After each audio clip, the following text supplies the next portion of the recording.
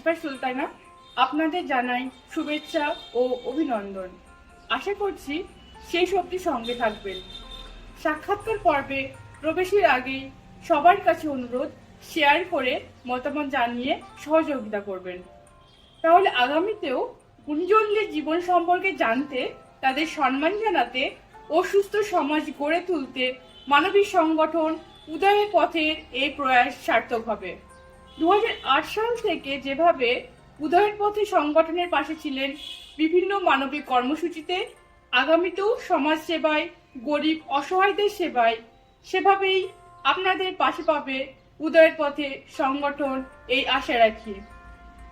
আজ উদয়ের পথে সংগঠনের নিজস্ব অনলাইন লাইভ নিউজে আপনাদের সাথে পরিচয় করিয়ে দেব আমাদের ডোমকলের এক উজ্জ্বল কৃতি সন্তানের সাথে, যাকে আপনারা অনেকেই চেনেন, জানেন। তার মুখ থেকেই শুনবো তার নানা কথা, তার ছেলেবেলা, তার পড়াশোনা সহ সমস্ত জানা অজানা গল্প। চলুন পরিচয় করিয়ে দিই উদয়ের পথে অনলাইন লাইভ নিউজের আজকের সম্মানীয় অতিথি নয়ন মালিকের সঙ্গে। আসসালামু আলাইকুম। ওয়ালাইকুম আসসালাম। স্যার কেমন আছেন? আমি ভালো আছি, আপনি কেমন আছেন? প্রথমে আপনার কাছে আমার একটা প্রশ্ন। আপনার জন্মস্থান, শৈশবকাল, বেড়ে ওঠা এই সম্বন্ধে যদি দর্শকের সামনে কিছু তুলে ধরতেন।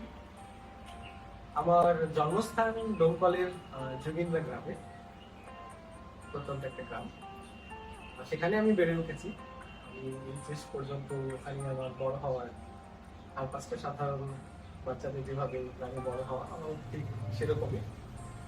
তো এটাই স্যার, আপনার শিক্ষা জীবন কেমন ছিল, বা আপনার মোটিভেশনাল, আপনি মোটিভেট কার দ্বারা হয়েছে? শিক্ষা জীবন বলতে ছোটবেলা থেকে আমার সায়েন্টিফিক যেসব বিষয়গুলো আছে, বা সবথেকে ভালোভাবে বলতে গেলে ন্যাচারাল যেসব ফেনোমেনন, সেগুলোর যে সায়েন্টিফিক এক্সপ্লেনেশন হয়, সেগুলো যখন পাঠ্যবইতে পড়তাম একটু বড় হয়ে, হয়তো ক্লাস 8-9-এ, তখন সেখান থেকে আমার সায়েন্সের প্রতি একটা আকর্ষণ হয়। তো সেখান থেকে আমি অ্যাকচুয়ালি সায়েন্সে আসি। আর ইন্সপিরেশন বলতে আমি এটা মনে করি যে আমি ছাত্র। তো মানে আকাশ বাতাস মানুষজন, যেখানে যখন মনে হয় যে কিছু শেখার আছে, সেখান থেকে শিক্ষা নেওয়ার বা ইন্সপিরেশন নেওয়ার চেষ্টা করি। কারণ আমাদের আশেপাশে ছোট ছোট ইন্সপিরেশন দিতে আমার সেটাই মনে হয়, সেভাবে যতটা পেরেছি এখন চেষ্টা করে যাচ্ছি। একদমই তাই। সবার এবার আপনার কাছে আমার প্রশ্ন, ডোমকলের মানুষ আপনাকে না চিনলেও সেইভাবে আপনার সাহিত্য সাহিত্য জগতে বেশ আপনার নাম আছে। তো এই সাহিত্যর কোথা থেকে শুরু? সাহিত্য জগতে কতটা নাম আছে আমি জানি না, বাট যেটা বলবো, আমি ছোটবেলা থেকেই লেখালেখি করতাম। আমার বাড়িতে আমার ছবি এবং আমার দাদা, ওরা ছোটবেলায় ওই সময় আজিজুল স্যার, ওনাকে হয়তো সবাই চেনেন, জলপালের যারা, ওরা বৈশাখী পত্রিকায় ওই সময় ওরা মানে আমার দাদা দিদি কবিতা লিখেছে। ওই সময় ওদের কবিতা দেখে আমারও ইচ্ছে হতো যে আমি কিছু লিখি, এবং তখন থেকেই ছোট ছোট ছড়া বা কবিতা লিখতে শুরু করি। তো সেগুলো সেইভাবে প্রকাশ পাইনি আর কি। সাহিত্য চর্চা সম্পর্কে যদি বলা যায়, আমি তাহলে এটাই বলবো, আমি কবিতা লিখি আমার মনের ভেতর থেকে যখন ইচ্ছে হয় তখন, মানে লিখবো বলে লিখি না। গল্প ঠিক তাই আর কি, অনেকটাই। তবে বিশেষ করে যখন ক্রাইম সাসপেন্স বা এরকম কিছু লিখতে হয়, তখন ওটা নিয়ে একটু ভাবতে হয়। তো আমার সাহিত্য চর্চা বলতে গেলে, আমি প্রথম আমার যে গল্পের বই যেটা প্রকাশ হয়েছে, নিঃশ্বাসের অন্ধকারে দিন নাম, সেটা আমার বাংলা গল্প গ্রন্থ। তারপরে আমার একটা ইংরেজি নভেল উপন্যাস প্রকাশ হয়েছে 2022-এর নভেম্বরে, সাইলেন্স আর সিক্রেটস। আর আপাতত আমি জাস্ট বাংলা একটা উপন্যাসের ফার্স্ট ড্রাফট শেষ করলাম, ওটা এডিট করার কাজ চলছে। সেটার নাম দিয়েছি রিউ, একটা অন্ধবিশ্বাস। তো আমার ছোট্ট যে পাঠকের যে পরিসর, সেখানে রিউ নামটা একটু হলেও পরিচিত। তো সেই রিউয়ের যে স্টোরি আর কি, আমার যে প্রথম স্টোরি বুক বা গল্প গ্রন্থ, সেটারই এটা বলা যেতে পারে একটা উপন্যাস রূপ। সেটার সঙ্গে হয়তো আলাদা কিছু মানে আলাদা ঘটনা আছে বা একটা গল্প গ্রন্থ আর এটা মানে উপন্যাস, কিন্তু বাট তবে কিছু কিছু হয়তো মিলও আছে ক্যারেক্টার কাছে। তো হ্যাঁ, এইটুকুই বলে বলা উচিত হবে। স্যার, আপনার সোশ্যাল মিডিয়া ওয়াল বলছে আপনি অসাধারণ আবৃত্তিও করেন। আপনার লেখা, আপনার প্রিয় কোনো আবৃত্তির মধ্যে যদি একটা করে শোনাতেন।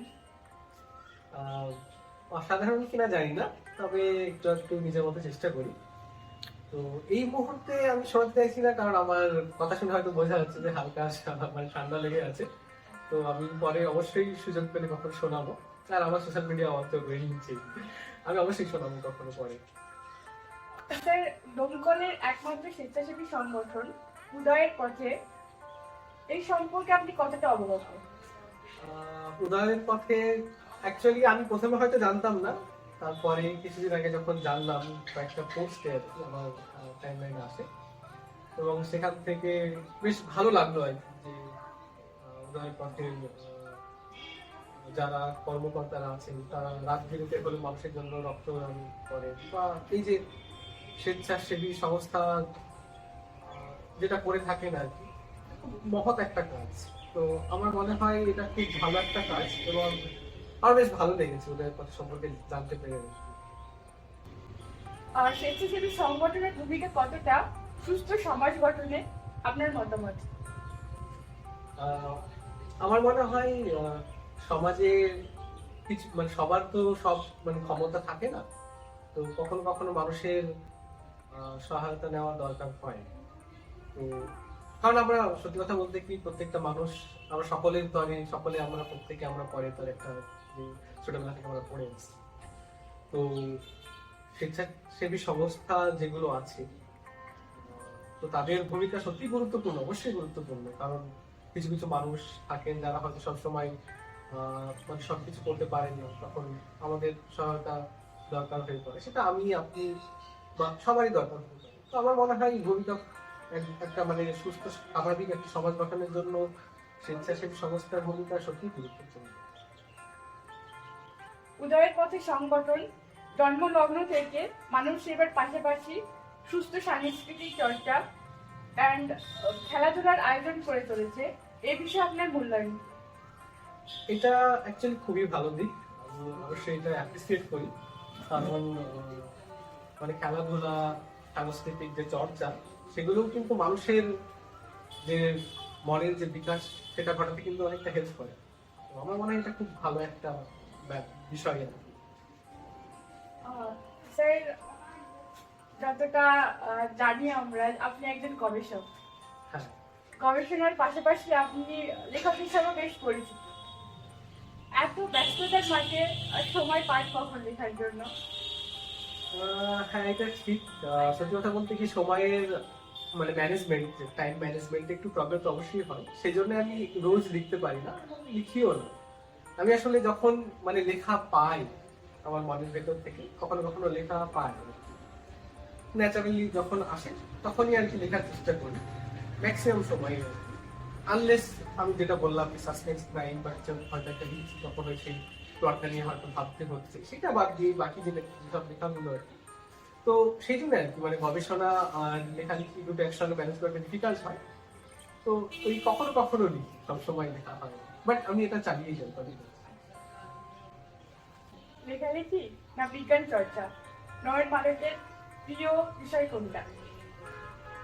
প্রিয় বিষয় বলতে গেলে সত্যি কথা বলতে কি, বিজ্ঞান চর্চা মানে বিজ্ঞানের অবদান ছাড়া আমাদের যে দৈনন্দিন জীবন, সেটা জানি না মানে কি বলবো, সূর্য ছাড়া পৃথিবী, এরকম অনেকটা এরকম। তো বিজ্ঞানকে আমি কখনোই অস্বীকার করতে পারবো না।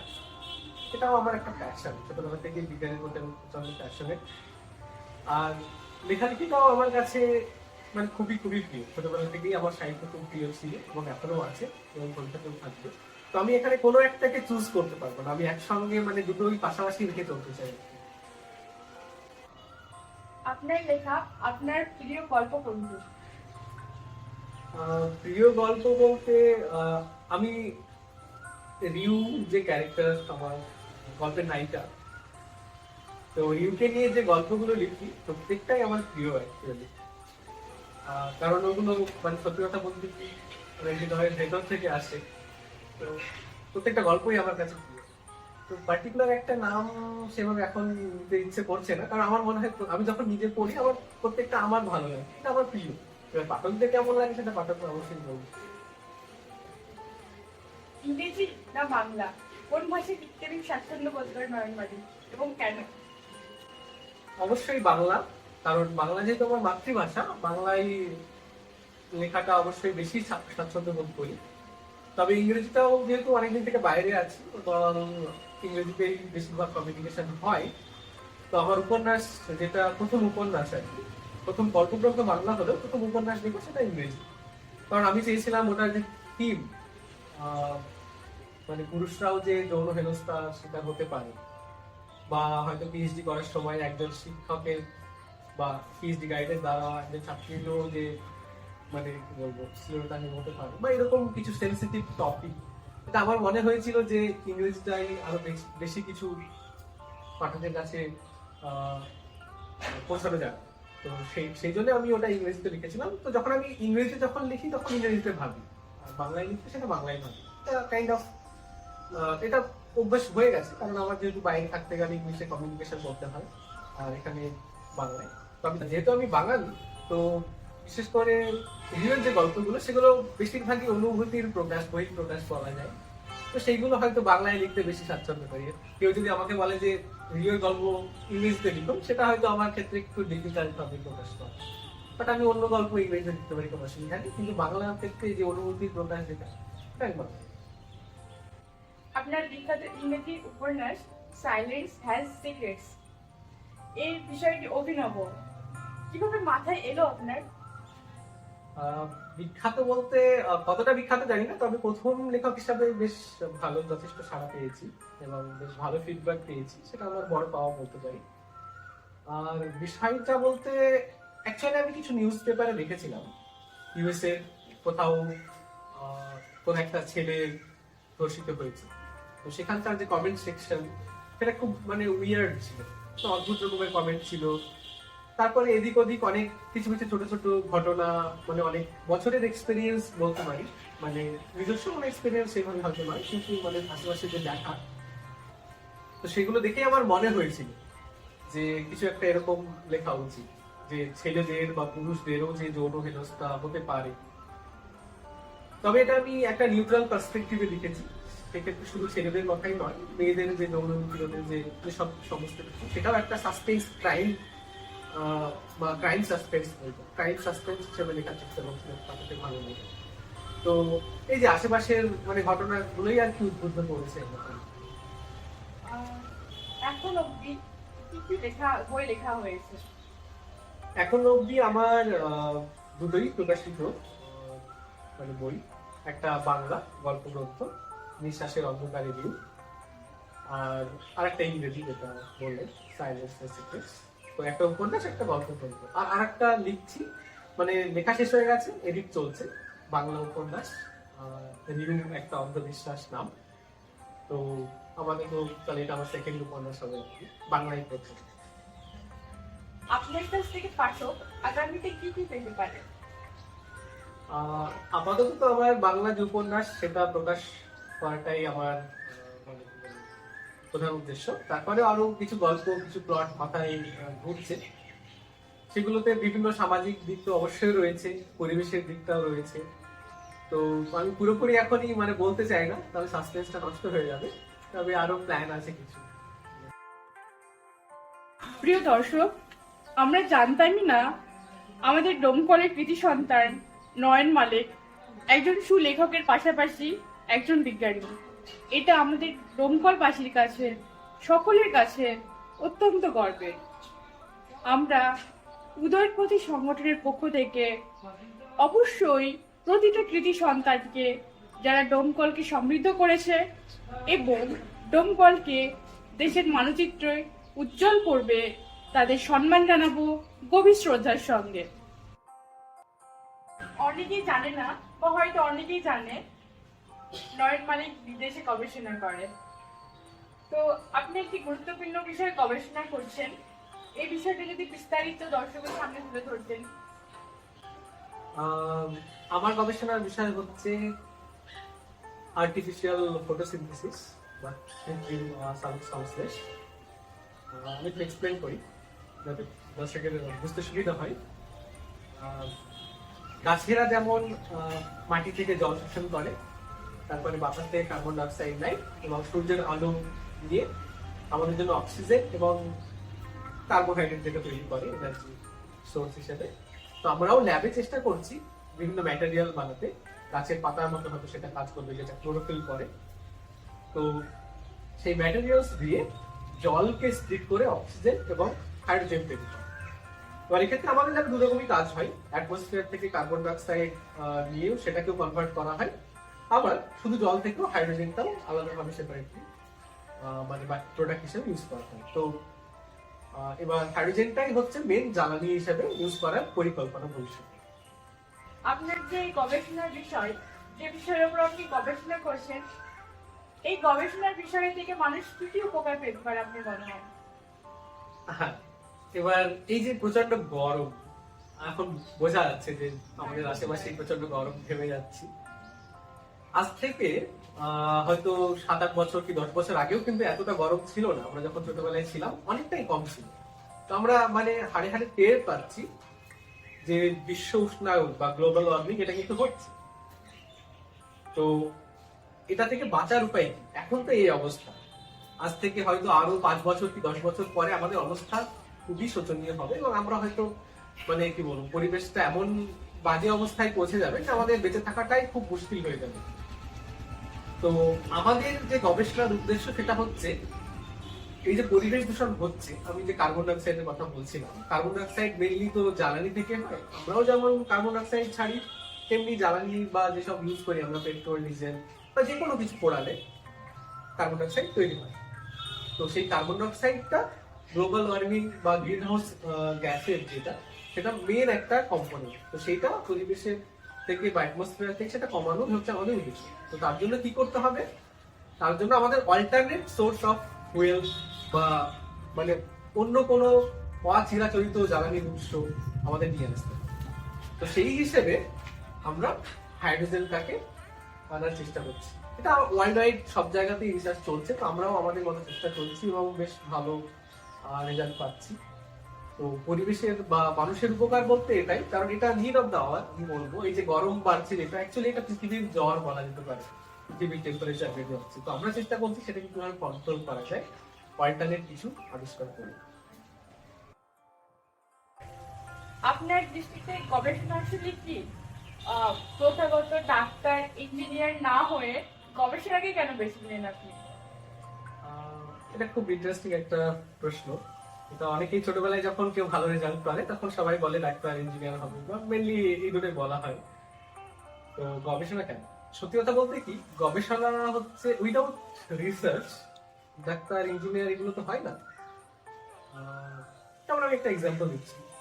একজন ডাক্তারের কাছে আপনি যাচ্ছেন, সেখানে আপনাকে একটা টেস্ট লিখে দেওয়া হচ্ছে, সে টেস্টটা করছেন। সেটাও একজন গবেষক একটা ইনস্ট্রুমেন্ট বানিয়েছে, একটা মেথড বানিয়েছে। যেমন ধরুন ডায়াবেটিস নিয়ে বলছি, ডায়াবেটিসের যে কেমিক্যাল গুলো নিয়ে ডায়াবেটিস চেক করা হয় সেটা কোনো একটা কেমিস্ট বানিয়েছে। তারপরে কোনো না কোনো গবেষণা সেই ইনস্ট্রুমেন্ট গুলো বানিয়েছে। তারপরে আপনি টেস্টের রেজাল্ট পাচ্ছেন। এরপর আপনাকে আপনার রোগ যেটা ডায়াগনোসিস করার পরে মানে ওষুধ দেওয়া হচ্ছে, সেই ওষুধটা কোথা থেকে আসছে সেটাও কিন্তু কোনো একটা বিজ্ঞানীর নিরলস প্রচেষ্টা। 20-30 বছর তার সারা জীবন কেটে গেছে, সে হয়তো প্রচারের আলোই পায়নি। তাকে হয়তো অনেকেই প্রশ্ন করেছে কেন গবেষণায় এসেছে। মানে এরকম এরকম হয় কারণ অনেকে জানি না, বা আমরা হয়তো জানি কিন্তু সেটা রিয়েলাইজ করি না ব্যাপারটা। কারণ একটা হায়ার এডুকেশন তো আসলে সত্যি কথা বলতে কি, আমাদের সোশ্যাল কন্ডিশন বা এতে আমরা সামনে যেটা দেখি বা একদম সামনে হয়তো যেটা মনে হয় যে এটাই প্র্যাকটিক্যালি কেউ আমাকে দিচ্ছে সেটাই হয়তো, কিন্তু তার একটা যে কোনো একটা পেশা অ্যাকচুয়ালি আমার মনে হয় না যে একটা সোসাইটিকে বাঁচিয়ে রাখতে পারে। প্রত্যেকটা পেশাই ইম্পর্টেন্ট, আমি বলবো শুধু গবেষণা নয়, যে কোনো ছোটখাটো মানে সত্যি কথা বলতে ছোটখাটো বলে কোনো পেশা হয় না, মানে পয়েন্টটা আমি ভুল বললাম। প্রত্যেকটা পেশাই ইম্পর্টেন্ট। তো এই যে ওষুধটার পেছনে অনেক বিজ্ঞানীর যে অবদান, সেটা ছাড়া কিন্তু কিছুই হতো না। তেমনি মানে প্রত্যেকটা প্রোডাক্ট আমরা যেটা ইউজ করছি, এই যে মোবাইলের বা ফোন ক্যামেরাতে যেটা রেকর্ড হচ্ছে, সেটাও কোনো না কোনো বিজ্ঞানী মানে আবিষ্কার করেছে, তারপরে ইঞ্জিনিয়াররা সেটা বানিয়েছে, তারপরে লেবাররা সেটা মানে অনেক হেল্প করেছে সেটা ডেভেলপ হতে। কারণ মানে শুধু সেটা মানে বানালেই হয় না, সেটা লার্জ স্কেলে প্রোডাকশনের জন্য অনেক লেবার চাই, তারপরে সেগুলো ট্রান্সফার করার জন্য অনেক ট্রাক ড্রাইভার চাই। তো প্রত্যেকটা প্রফেশন কিন্তু ইম্পর্টেন্ট। এবার গবেষণার বিষয়টা আসলে কি, আপনার যে প্রশ্নটা ছিল সেটা বলছি। গবেষণা হচ্ছে নতুন কিছু আবিষ্কারের চেষ্টা, বা পুরনো কিছু আছে সেটা থেকে আরো কিছু ভালোভাবে ডেভেলপ করা। যেমন আমি ফোনের উদাহরণটা দিই। প্রথমে কিন্তু তার মানে যেটা ল্যান্ডলাইন যেটা ছিল সেটা মানে কদমের ছিল, তারপরে সেটা থেকে আস্তে আস্তে ডেভেলপ হয়ে সবার এখন হাতে হাতে ফোন আছে, যে আস্তে আস্তে ডেভেলপমেন্ট হচ্ছে। তো এই যে নতুন কিছু ডেভেলপ করা বা কোনো কিছুই ছিল না সেটা থেকে কিছু আবিষ্কার করা, এই যে ইলেকট্রিসিটি আবিষ্কার, সেটা বিশাল বড় একটা আবিষ্কার, মানে পুরো ওয়ার্ল্ডকে চেঞ্জ করে দিয়েছে। তো এগুলোই হচ্ছে গবেষণা। তো তেমনি এখন যেটা গ্লোবাল ওয়ার্মিং এর যে প্রসঙ্গটা আমি বললাম, সেটা আমার মতো আরো অনেকেই চেষ্টা করছে। আমি হয়তো একটা বিশাল সমুদ্রে একটা ড্রপের মতো কন্ট্রিবিউশন রাখছি, তো সেরকম আরো অনেকেই চেষ্টা করছে। যে সবার যে একটা সমষ্টিগত প্রচেষ্টা, সেটার ফলে একটা মানে প্যারাডাইম শিফট যেটা হবে, তো সেটা হয়তো আমাদের যে পরিবেশকে বাঁচিয়ে রাখবে, পৃথিবীকে বাঁচিয়ে রাখবে। তো গবেষণাটা খুবই ইম্পর্টেন্ট। তো এবার ছোটবেলা থেকে আমার যেহেতু ইচ্ছে ছিল নতুন কিছু করার, সবাই বলতো যে ডাক্তার হবি বা ইঞ্জিনিয়ার হবি বা এরকম সবাই বলতো, কিন্তু আমার ওই যে যখন আমি দেখতাম যে ওষুধগুলো নিয়ে আসছে বাড়ি থেকে, প্রথমে আমার অ্যাকচুয়ালি মেডিসিন নিয়ে গবেষণা করার ইচ্ছে ছিল, তো সেই জন্য আমি মেডিসিনের এক্সাম্পলটা দিলাম। তারপর আস্তে আস্তে যখন দেখলাম যে পৃথিবীর এই যে পরিবেশ দূষণ, এই যে এটা নিড অফ দ্য আওয়ার, তখন আমার গবেষণার ফিল্ডটা চেঞ্জ হয়ে গেল। তখন আমার মনে হলো যে না, এটা আমি কিছু একটা করা যেতে পারে। তারপরে আরেকটা জাস্ট ইন্টারেস্টিং কথা আমি বলবো। ছোটবেলায় আমি ওই জানালার ফাঁক ফোকর দিয়ে যখন মানে সূর্যের আসে, ধুলোবালি হালকা থাকলে সেগুলো দেখা যায় ওই যে সূর্যকে, তখন আমি ছোটবেলায় চেষ্টা করতাম লাইটটাকে ধরা। কিন্তু একটা এরকম গানও আছে, আই আই কে যাবি এক মুঠো রোদ ধরতে বা সামথিং, একটা গান আছে। তো এই যে সূর্যের আলোকে যে ক্যাপচার করা যায়, সেটা একটা বিশাল ফ্যাসিনেটিং একটা ব্যাপার। এবং গাছের পাতা, যারা কথা বলতে পারে না, তারা কিভাবে কত সুন্দরভাবে সূর্যের আলো ক্যাপচার করে আমাদের জন্য এনার্জি, অক্সিজেন সবকিছু দিচ্ছে, আমরা তার জন্য বেঁচে আছি। তো সেইটা যে ল্যাবে করা যায়, সেটা আমার কাছে ভীষণ ফ্যাসিনেটিং লাগলো যখন আমি আরেকটু শিখলাম। তো ছোটবেলা থেকে ওই যে মেডিসিনের প্রতি গবেষণা করার ইচ্ছে ছিল, ওইটা আস্তে আস্তে চেঞ্জ হয় তখন আমার এটা হলো যে আমি কি ল্যাবে করতে পারি। তো এখন যখন করি, তো একটা আলাদা রকম এক্সাইটমেন্ট আসে। তো এইসব কারণে আমি আর কি গবেষণার মধ্যে গিয়েছি, নতুন কিছু করার চেষ্টা বা নতুন কিছু আবিষ্কারের বা নতুন কিছু জানার চেষ্টা, হয়তো মানে অলরেডি হচ্ছে সেটাকে জানার চেষ্টা। তো এই যে আমার উৎসাহ, সেটা নিয়ে আমি আর কি মানে বেশ বলবো বেশ ভালো লাগে। তো সেই জন্য আর কি গবেষণা করতে। ভালো লাগলো আপনার যে গবেষণার যে শুরু এবং ধীরে ধীরে পথ চলা, খুবই ভালো লাগলো। স্যার, আপনার কাছে একটা প্রশ্ন, দেশ ছেড়ে আরো মুলুকে গিয়ে কাজ করার অভিজ্ঞতা কেমন? অভিজ্ঞতা খুবই ভালো। মানে আমি যে ইনস্টিটিউশনে আছি, KAUST, King Abdullah University of Science and Technology, খুবই ভালো একটা জায়গা। কাইন্ড অফ মানে আমাদের কাছে গবেষণার ক্ষেত্রে বলবো হেভেন অন আর্থ। কারণ বিশ্বে গবেষণা করতে গেলে প্রচুর অর্থের প্রয়োজন হয়। তো ডেফিনেটলি সবাই জানে আমাদের প্রচুর টাকা আছে, এবং আমার যে ইনস্টিটিউট সেটা টপ 10 রিচেস্ট ইনস্টিটিউশনের মধ্যে। যেহেতু নতুন, এটা এমনি কোয়ালিটি ওয়াইজেও আস্তে আস্তে র্যাঙ্ক বাড়ছে এবং খুব মান খুব ভালো হচ্ছে এবং যথেষ্ট ভালো একটা মানে সুনাম পেয়েছে। তো ওভারঅল এক্সপিরিয়েন্স খুবই ভালো। মানে মানে কেউ যদি যেতে চাই আমার ফিল্ডে হোক, ওখানে অ্যাকচুয়ালি গবেষণায় মেনলি হয়, মানে পড়াশোনা মানে গ্রাজুয়েশন এগুলো হয় না। তো আমি অবশ্যই রেকমেন্ড করব। স্যার, এটা আরব মুলুকেই কেন? এটা কি ইন্ডিয়াতে করা যেত না? হ্যাঁ, ইন্ডিয়াতেও করা যেত। ইনফ্যাক্ট ইন্ডিয়াতেও এরকম গবেষণা হচ্ছে।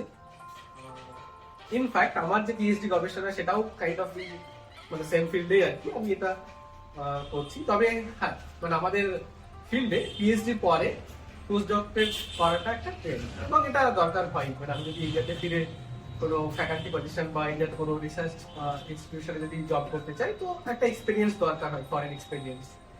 তো এটার জন্য আমি বাইরে গিয়েছি আর কি। তবে ওখানে রিসার্চ ফেসিলিটি ওয়াইজ আমি বলবো যে অনেকটাই মানে ফান্ডিং, বিশেষ করে ফান্ডিং পাওয়াটা অনেকটা ইজি। মানে ইন্ডিয়াতে নেই সেটা একদমই বলবো না, অবশ্যই আছে।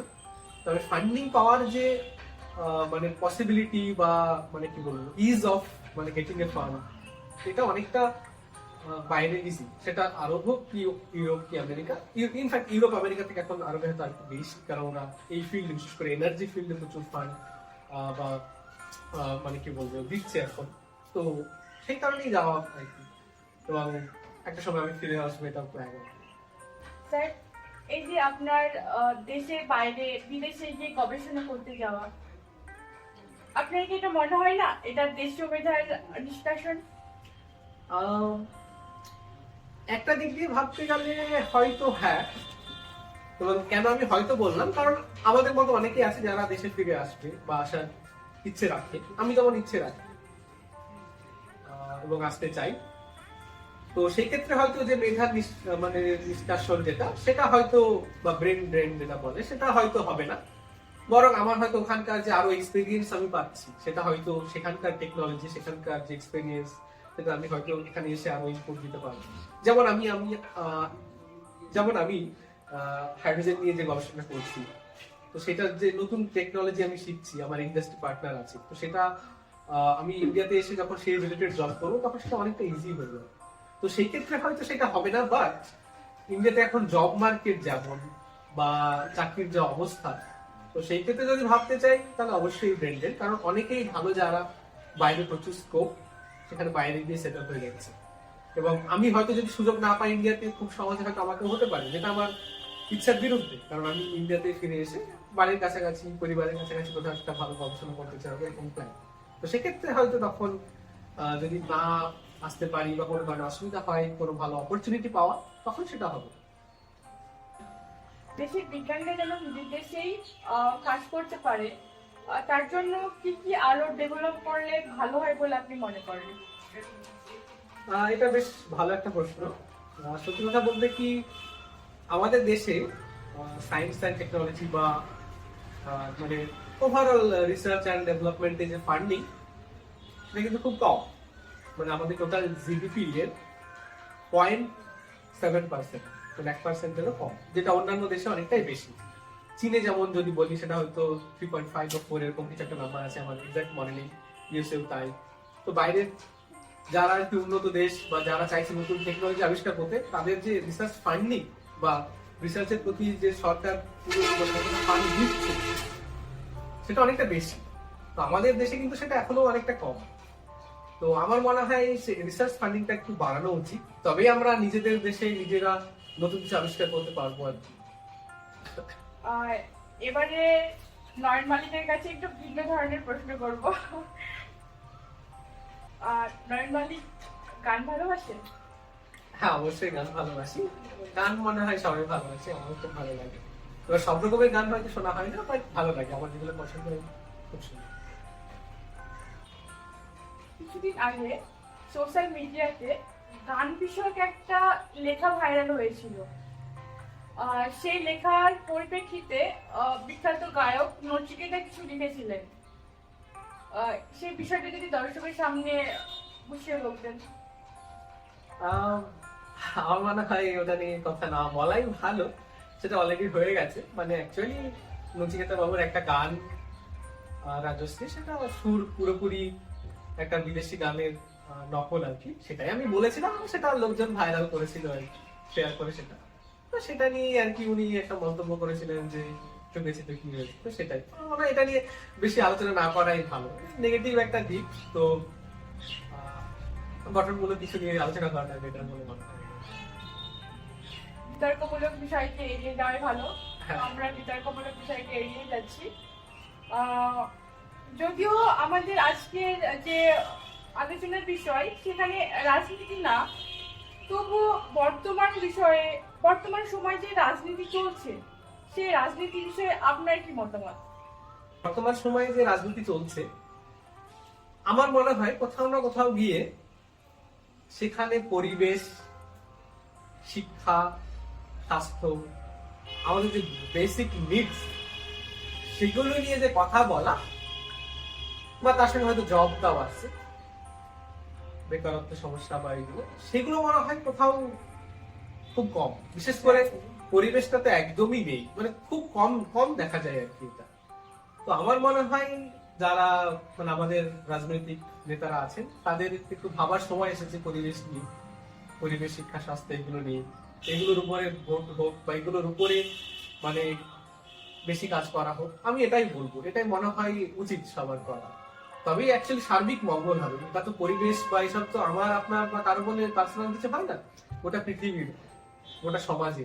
তো আমার মনে হয় সেটার উন্নতি হলে মানে সে জাতি, ধর্ম, দল সব নির্বিশেষে একটা উন্নতি হবে। আমার মনে হয় সবারই এটা নিয়ে ভাবা উচিত।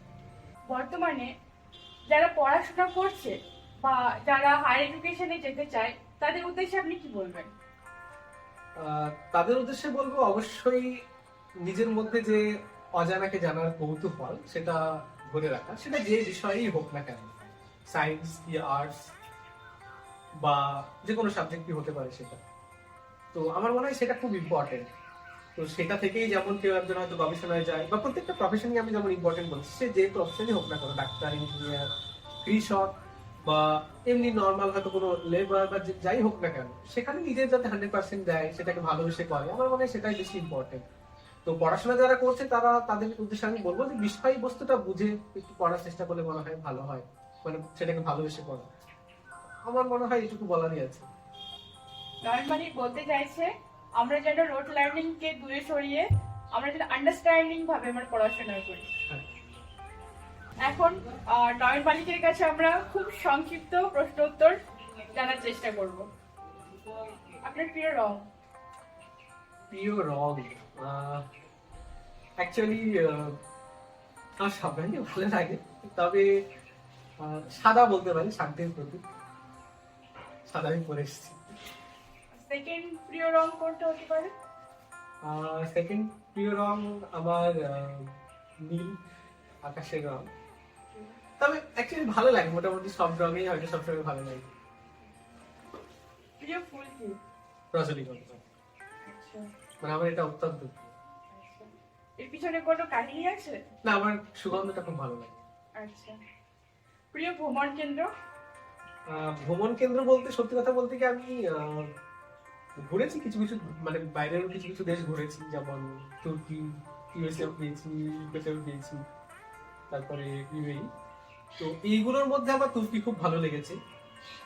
ইন্ডিয়ার মধ্যে যেমন বেশ কিছু জায়গা ঘুরে, ইন্ডিয়া আসলে সত্যি কথা বলতে কি ওয়ার্ল্ডের সব জায়গার একটা মানে কি বলবো সবকিছু ইন্ডিয়াতে পাওয়া যাবে। তো সেই অর্থে আমার ইন্ডিয়াটা সেভাবে এক্সপ্লোর করা হয়নি।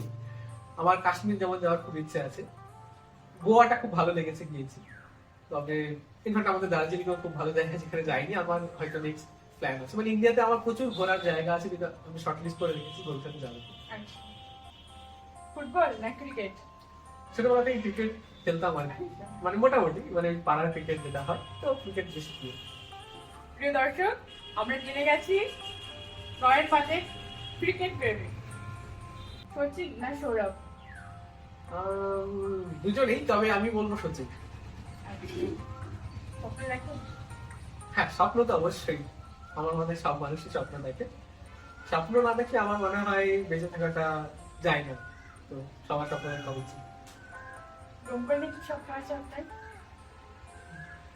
ছোটবেলায় সত্যি কথা বলতে কি আমরা বন্ধুরা যখন মানে একটা টিউশনে পড়তাম, মানে খুব অদ্ভুত একটা মানে স্বপ্ন ছিল, জানি না সেটা কোনোদিন বাস্তব হবে কিনা, মানে কি আমরা ডোমকল একটা স্কাই সিটি বানাবো এরকম, জানি না কেন অদ্ভুত রকম মাথায় এসেছিল। তখন কিছু জানতামই না সেই বিষয়ে। ভিডিওটা যদি আমার কোনো মানে ফ্রেন্ড শোনে, তাদের যাদের সাথে আলোচনা করতাম, তারা হয়তো ভাবে এখনো মনে আছে। সেটা হয়তো কোনোদিন সম্ভব হবে কিনা জানিও না, বাট হঠাৎই মনে হয়েছিল। তো ওইটা এখনো মাঝে মাঝে মনে হয়, এবার সেটা জানি না কতটা হবে। উদয়ের পথে একটি মানবিক সংগঠন, এই সংগঠনের পথ চলা শুরু হয়েছিল 2008 সালে ফ্রি মেডিকেল ক্যাম্পের মাধ্যমে। এবং এই সংগঠনের স্বপ্ন হলো আগামীতে গরিব মানুষের জন্য একটা হাসপাতাল নির্মাণ করা। এই উদ্দেশ্যকে সামনে রেখে 2023 সালে গত বছর একটা মাটি কেনা হয়েছিল, জমি কেনা হয়েছিল। তো এই বিষয় নিয়ে আপনি কি বলবেন? এটা জেনে খুবই ভালো লাগলো যে নতুন কিছু মানে মানুষের জন্য কিছু করার যে প্রচেষ্টা, এটা সত্যি খুব একটা মহৎ প্রচেষ্টা। সত্যি আমি খুব খুশি হলাম এটা জেনে। তবে আমি হ্যাঁ আরেকটা কথা এখানে বলবো, আমাদের ডোমকল হসপিটালে আমি যতটা দেখেছি ইনফ্রাস্ট্রাকচার এখন মানে ইনফ্রাস্ট্রাকচার হয়তো অতটা ভালো নেই, বাট বাইরের যে বিল্ডিং এগুলো কিন্তু যথেষ্ট ভালো, কিন্তু ভেতরের যে ইনফ্রাস্ট্রাকচার মানে অ্যাভেলেবল স্টাফ ততটা হয়তো নেই বা অ্যাভেলেবল ইনস্ট্রুমেন্ট, সেটা আমার পার্সোনাল এক্সপেরিয়েন্সও আছে, সেটা আমি আর বলছি না, এখানে মানে বেশি হয়ে যাবে। আমার মনে হয় যে সেইটা কিন্তু নেই, সাধারণ মানুষের প্রচন্ড সমস্যা। তো আমার মনে হয় এটার ব্যাপারে আমাদের মানে যারা আমাদের মানে কর্মকর্তারা আছে তাদের একবার ভেবে দেখা উচিত। তবে উদয়ের পথে এটা আমার খুব ভালো লেগেছে যে মানুষের জন্য কিছু করার যে প্রচেষ্টা, এটা কিন্তু খুব ভালো একটা মানে বিষয়। অসংখ্য ধন্যবাদ আপনাকে, আপনার এত মূল্যবান সময় উদয়ের পথে সংগঠনের নিজস্ব লাইভ নিউজ চ্যানেলে দেওয়ার জন্য। আপনাকেও ধন্যবাদ এবং উদয়ের পথে সংগঠনকেও ধন্যবাদ জানাই। অসংখ্য ধন্যবাদ আপনাকে, আপনার মূল্যবান সময় উদয়ের পথে সংগঠনের নিজস্ব লাইভ চ্যানেলের নিউজে দেওয়ার জন্য। আপনার সাহিত্য চর্চা, গবেষণা আরো সমৃদ্ধ হোক ও আমাদের সমৃদ্ধ করুক। আপনার সামগ্রিক সাফল্য কামনা করি। আপনাকে অসংখ্য ধন্যবাদ। প্রিয় দর্শক, এতক্ষণ সঙ্গে থাকার জন্য ধন্যবাদ। পরের সাক্ষাৎকারে কাকে দেখতে চান অবশ্যই কমেন্ট করে জানান। আর আজকের সাক্ষাৎকার পর্ব কেমন লাগলো অবশ্যই জানাবেন। আর অবশ্যই শেয়ার করে অন্যদের দেখার সুযোগ করে দেবেন। আশা রেখে শেষ করছি। আসসালামু আলাইকুম।